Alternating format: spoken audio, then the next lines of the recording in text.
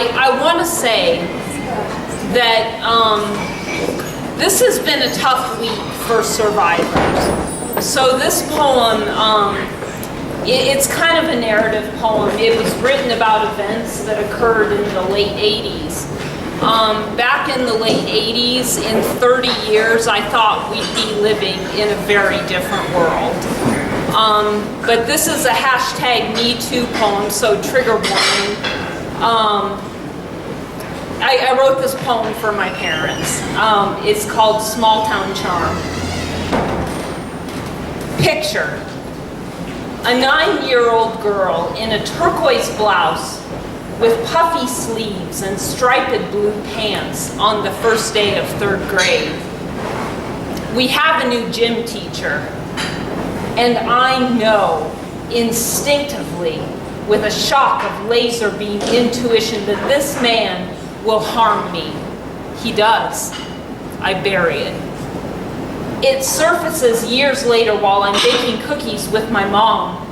It emerges and pierces my memory like so many violations in the cracks of a dark alleyway I should have never wandered into. Will she say it's my fault? Will she punish me? She does neither. She calls my dad. They call the police. And from that night forward, our lives are dismantled and rearranged into a moving chessboard with a queen named Chaos. Breakfast, lunch, and dinner become police officers, investigators, social workers, and the district attorney, all of whom do nothing. One night, an angel's soft voice stirs my mom and says, "Get a lawyer." A lawyer who asks her to sit in the same room with the worm called my perpetrator as he lies under oath. He has been menacing our house, parking his car on the street, and so I sleep with a bat and a golf club, certain my abuser will murder me for speaking the truth, until my dad marches out on our lawn and stares him down like a man who will kill if his daughter is silenced.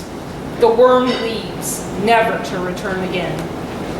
My parents spend months, years, on a door-to-door campaign in our tiny railroad town, begging, pleading for the families of other girls who have had their innocence eviscerated to stand with us. No one does. I've begun to starve myself. As my childlike body morphs into the contours of a woman, offered up like a plate of delectables free for the devouring, my parents drive 4 hours each way every 2 weeks to an eating disorder clinic in Denver to save my life. My dad sacrifices his business in order to evacuate his family to Colorado, where we will be safer than we are in a town that accepts and endorses child molestation with newspaper articles that question our family's motives and quote school board members as saying, "Cortney was 10 years old when this happened. She should have known better." She should have known better. Their marriage is crumbling under the stress like a brick house in an earthquake, but they hold us together, visiting museums and eating pasta at the spaghetti factory while Western Nebraska continues to deny that a pedophile could ever taint the charm of small town America. But they heard me. They believed me in an era when people thought children lied about abuse. They tore down the town like warriors, waging war against a good old boy system that did nothing to protect its own children.